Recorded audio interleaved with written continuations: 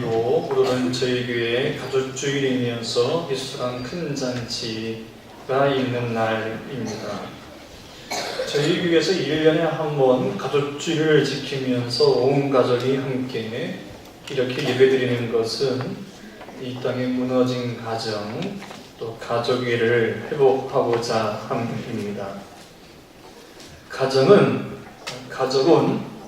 하나님께서 사람을 지으시고 최초로 세우신 기관이면서 또 하나님이 우리에게 주신 최초의 축복의 통로이며 은혜의 통로입니다. 이 예배를 통하여 온 성도의 가정이 회복되어지고 잘 되기를 축원합니다. 어떻게 하면 우리 온 성도의 가정이 잘 되고 형통한 가정이 될 수 있을까? 첫 번째, 따라서 씁시다. 화목해야 합니다. 화목해야 합니다. 가만사성이란 말이 있지요. 가정이 화목해야 만사가 잘 됩니다.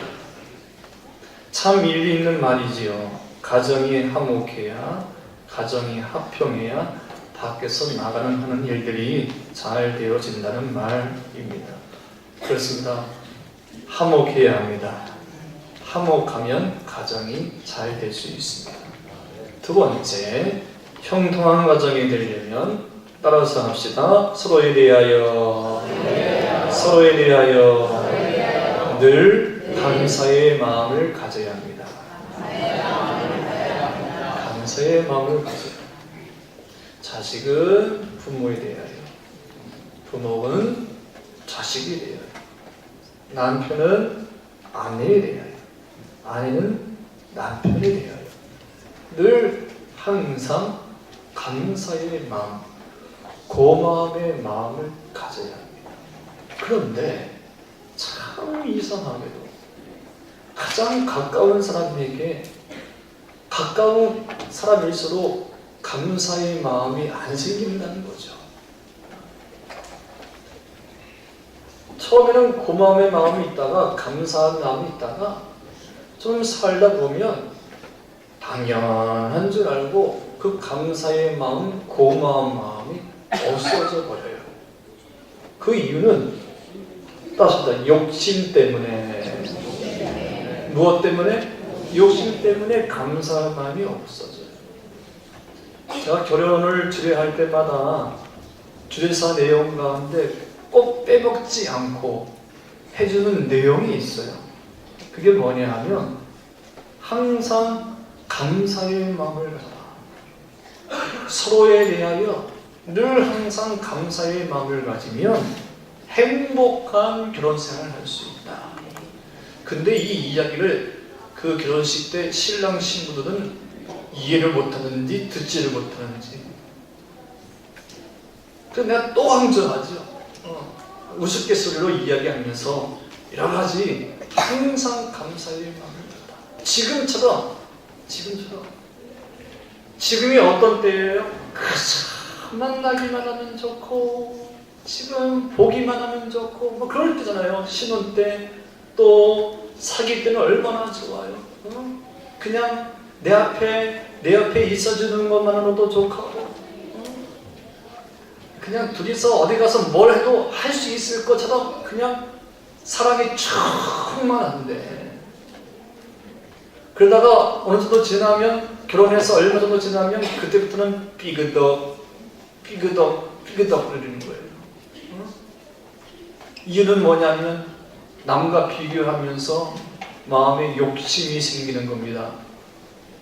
그러면서 당신 시집 올 때 어느 누구는 시집 올 때 키를 3개나 주는데 당신은 열쇠 갖고 왔어? 누구는 자동차 키 무슨 키 하는데 당신은 시집 올 때 냉장고 1개야! 이러면서 삐그덕 또 남편에게 야 누구 집은 남자는 장가 올 때 결혼을 할 때 보니까 무슨 아파트 무슨 현대 아파트에다가 평수는 40평이던데 당신은 기껏해서 전세 그것도 20평이야.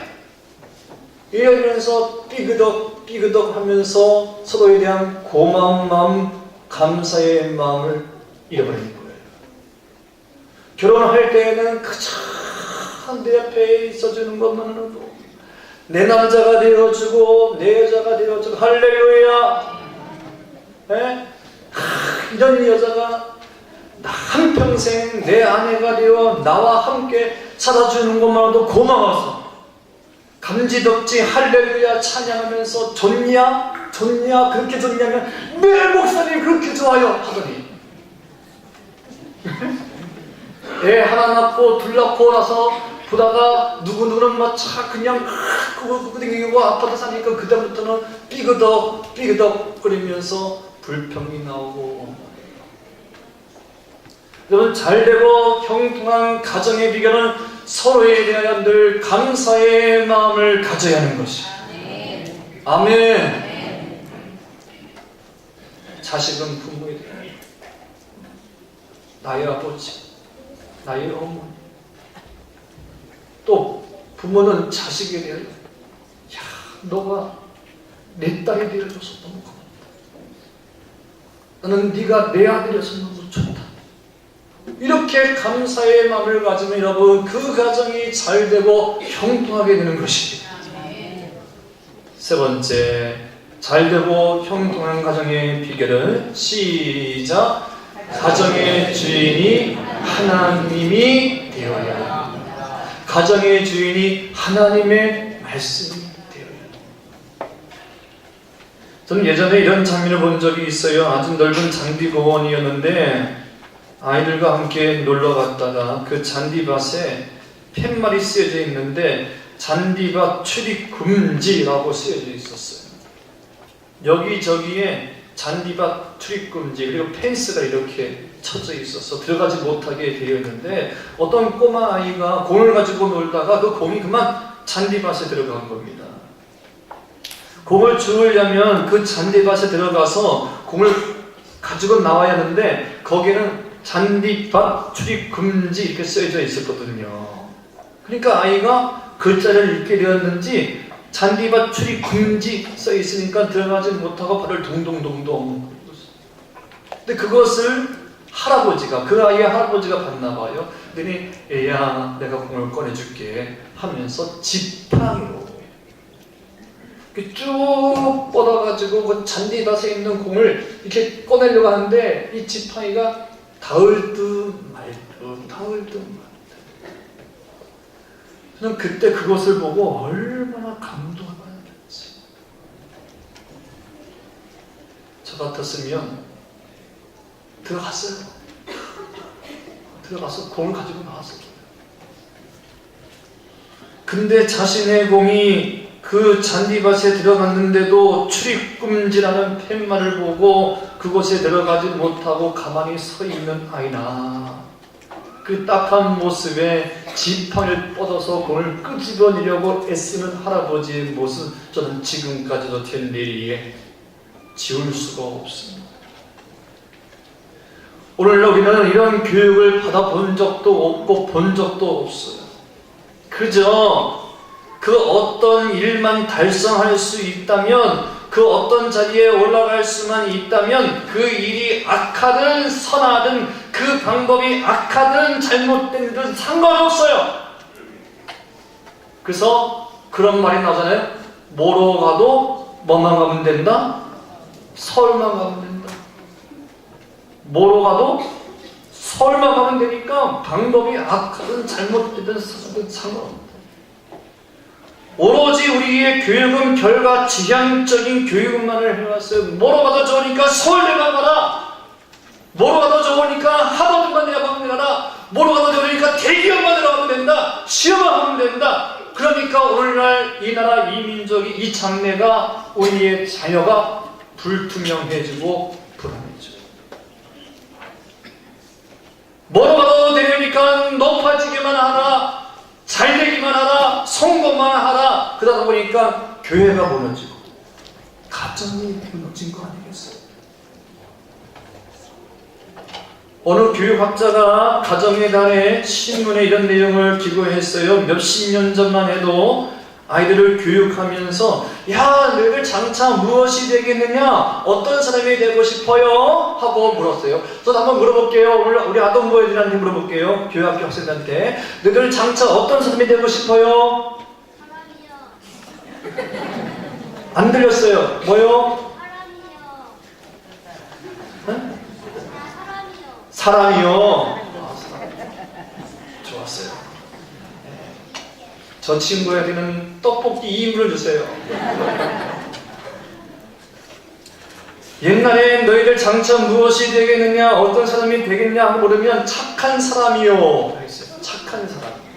그냥 사람 말고 착한 사람이요. 근데 요즘 아이들 보고 너희들 어떤 사람이 되겠냐 하고 물으면 이 사회에 꼭 필요한 사람이요 하면 돼요. 이 시대에 이 사회에 꼭 필요한 사람. 참으로 멋있는 말 같지요? 이 사회에 꼭 필요한 사람. 그런데 여러분, 이 말 속에는 좀 무시무시한 말이 있어요. 돈 벌어서 꼭 필요한 사람이요. 돈 잘 벌어서 취업 잘 되어서 우리 가정에 꼭 필요한 사람이요. 이 사회에 꼭 필요한 사람이요. 근데 여러분, 만약에 이 말을 좀 크게 생각해 보면 내가 돈 못 벌고 1등 못하고 좋은 대학 못 들어가면 이 사회에 꼭 필요한 존재가 되지 못하면 그러면 그 다음에 넌 쓸모가 없어. 그런 거예요. 넌 쓸모가 없어.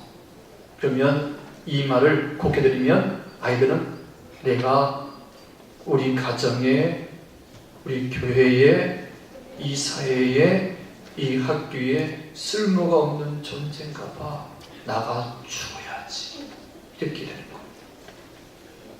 얼마나 기계적인 말입니까? 그러다 보니까 강남에 우리나라에서 최고 유명한 고등학교에서 고3들이 그렇게 자살을 많이 하는 거 아니에요? 요즘 대부분 많은 교육의 목표가 바로 여기 있는 거예요. 사람을 사람답게 가르치는 교육이 아니라 사람을 더욱 기계화, 사업화, 도구화, 생산적 수단. 여러분, 이거는 성경에서 말씀하시는 사람에 대한 가르침이 아닙니다. 제가 지난주에 우리 집에 우리 큰아이가 학교 리포트 숙제를 하는데 너무 어려운 숙제를 내줬나 봐요. 그러니까 아빠가 목사이고 신학 공부를 하니까 이제 신학교 2학년 된 친구에게 내가 봐도 너무 무리된 숙제를 내줬어요. 뭐 삼위일체에 근거를 해서 장애인에 대한 설교를 준비하라 뭐 이렇게 썼으니까 애가 엄두가 안 나든지 아빠 이거 어떻게 해야 돼? 뭐 삼위일체 어떻게 해야 돼? 그래, 그러면 아빠가 답은 안 해주겠지만 힌트 대충 설명해 줄게. 그러면서 그냥 한 5분 동안 대충 그냥 이렇게 이런 거야 했어요. 근데 우리 아이가 거기서 아빠 도움 많이 됐습니다 해놓고는 그걸 가지고 레포트를 쓰는데 레포트를 한 시간 동안 열심히 쓰더라고요. 쓴 다음에 아빠 내가 레포트 썼는데 한번 봐주실래요? 그러는 거예요. 그래서 해줬는데 나는 그냥 간단하게 아주 간단하게 이렇게 성부 하나님은 이런 하나님, 성자 하나님은 이런 하나님 뭐 이렇게 했는데 얘가 그걸 가지고 레포트 썼는데 1시간 동안 썼는데 얼마나 잘 썼는지 내 딸이지만 너무너무 정말 너무너무 잘 쓴 거예요. 이야, 아빠라면 그 정도 못 쓴다 하면서 칭찬을 마음껏 했어요. 칭찬.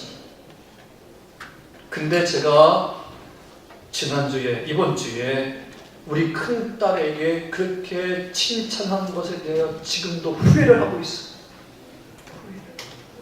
내가 잘못했구나. 애가 어디 가서 종이를 줍거나 쓰레기를 줍거나 청소를 하거나 인사를 하거나 이럴 때 그런 걸 가지고 칭찬을 해줘야 될 내가 공부 공부 잘한다고 칭찬해주고, 레포트 잘 쓴다고 칭찬해주고, 악기 잘 듣는다고 칭찬해주고, 내가 잘못했고,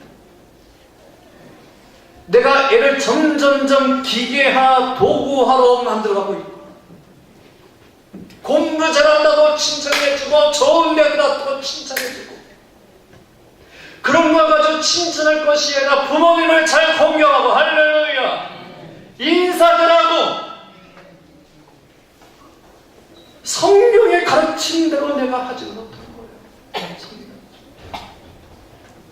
그 제가 얼마나 회개했는지, 내가 잘못했구나, 내가 내 아이들을 잘못 키웠구나.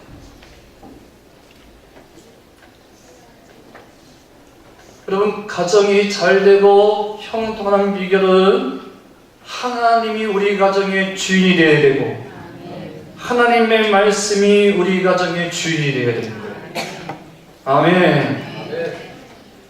몇 년 전에 우리 교회 학교 교사 헌신 예배 때 오셨던 장신대 기독교 교육학과 교수신 박성정 교수님이 오늘 우리 가정이 잘 되려면 크게 세 가지를 이야기했어요. 첫 번째, 시작. 참된 교육의 장이 학원이 아닌 가정이 되어야 한다. 여러분, 참된 교육의 장이 학교가 아닌 학원이 아닌 가정이 될 때 그 가정이 잘 되고 형통하는 거예요. 아멘. 너무 아이를 학원에 맡기지 마세요. 보내긴 보내야 되죠. 전문적인 기술 때문에. 근데 너무 학교에다만, 학원에다만, 가정에서 모든 교육이 이루어져야 됩니다. 두 번째, 시작. 참된 선생은 하나님의 말씀, 성경입니다. 하나님의 말씀이 우리 아이의 교육의 내용이어지 그저 학교에다가 학원에다가 그것이 아이의 교육의 가르침이에요. 어떤 테크닉 기술은 될 수 있어도 우리 아이를 이 땅에 형통하고 잘 되는 비결은 선생님은 부모요 하나님의 말씀이야. 아멘. 세 번째, 이렇게 이야기했어요. 시작. 참된 교육은 설득이 아니라 말씀에 대한 순종이다. 설득이 아니요 훈련과 순종이라. 아이들을 만나서 계속 설득시키면서 뭔 초코파이 사주면서 피자 사주면서 치킨 사주면서 설득시키고 이해시키는 것이 참된 교육이 아니라 이 아이가 하나님 말씀에 대하여 전적으로 순종하는, 그것이 참된 교육의 내용입니다. 아이가 거짓말을 했어요? 그럼 어떻게 하느냐? 설득하고 이해시키는 게 아니라 성경책을 가지고 와서 야, 앉아봐라. 하나님께서 말씀하시되 거짓말하지 말라 했다. 봐라. 하나님께서 말씀하시되 성령을 해방하지 말라고 했다. 속이지 말라고 했다. 됐지? 끝! 이래 되는 거예요. 하나님께서 이렇게 말씀하시니 순종해라. 설득시키고 이해시키는 것이 아니라 참된 교육은 하나님 말씀이 중심이 되고, 그것이 하나님 말씀이라고 한다면 그 말씀에 대하여 순종하는 거예요. 더 이상 길 설명 필요가 없어요. 그러면서 이런 말씀도 해주셨어요. 어느 동네에 매우 불화가 그치지 않는 한 가정이 있었습니다. 이 가정은 매일매일 온 식구가 싸우는 거예요. 부모부터 아이들까지. 근데 그 옆집은 얼마나 화목한지 동네 사람들에게 소문이 나는 그런 화목한 가정이었어요. 그래서 어느 날 불화가 늘 싸움이 가득한 그 집의 가장이 그 동네에서 가장 화목하기로 소문난 그 이씨 집에 가서 이 집이 왜 이렇게 행복한지, 왜 이렇게 화목한지 그 비밀을 물었답니다. 그래서 이씨가 아무런 대답도 하지 않고 먼저 큰아들을 부르는데, 큰아들아! 예, 아버지. 아들이 아버지께 왔어요. 아들아, 야, 저기 외양가에 있는 저 송아지 지금 당장 저 지붕 꼭대기에 올려놔야겠다. 저 지붕 위에 송아지를 당장 올려놓아라. 그때 이 큰아들이, 여러분 송아지를 지붕 위에 올려놓는 거 봤어요? 안 봤어요? 그랬더니 이 큰아들이 아무 말도 안 하고 예 아버지 그렇게 하겠습니다. 이 동생들을 다 불러 모아가지고 온 식구가 사다리를 놓고는 그 송아지를 다 낑낑대고는 지붕에 올려답니다. 지붕에 송아지. 이때 불화가 늘 항상 불화가 있는 그 분이 가장이 가정의 한몫이 여기 있습니다. 그래 나도 가서 한번 해봐야지. 그래고는 자신의 집에 들어와서 온 식구를 불러 모으고 아까 이 시지에서 본 대로 얘야 저 위에 있는 송아지를 우리 집 지붕에 올려놓아야겠다 하니까 아들들이 코웃음을 지면서 아버지 미쳤어요? 그래요. 예? 그리고 오늘날 이거 상실된 거예요.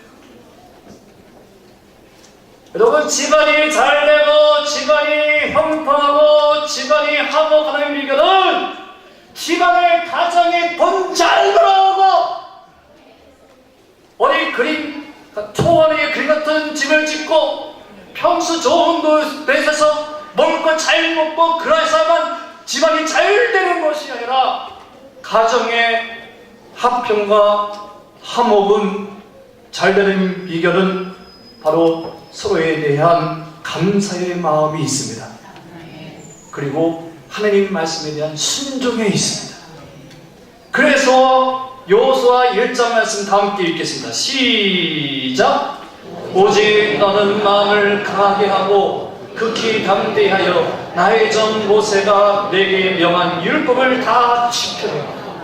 저러나 오로나 치우치지 말라. 그리하면 어디로 가든지 형통하리니. 계속 이 율법책을 내 입에서 떠나지 말게 하며 주야로 그것을 묵상하여 그 가운데 기록한 대로 다 지켜지나라. 그리하면 내 길이 평탄하게 될 것이라. 네가 평탄하라. 여러분 하나님 말씀이 중심이 되어 그 말씀에 순종할 때 집안이 잘 되는 것입니다. 형통하게 되는 것입니다.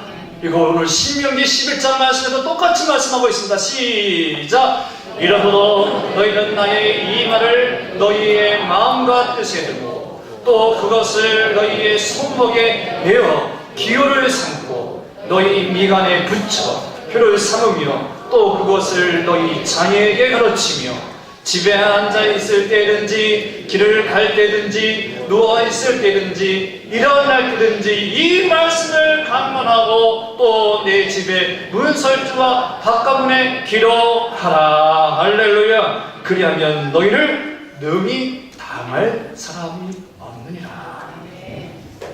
오늘은 가족주일입니다.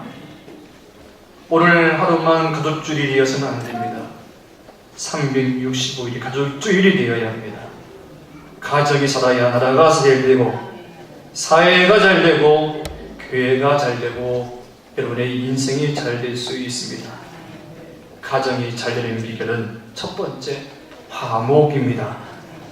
두 번째 서로에 대하여 감사의 마음을 갖는 것입니다. 그리고 가정의 주인은 내가 아니라 하나님 말씀이 될 때 오늘 말씀대로 너희를 능히 당할 사람이 없으리라 했습니다.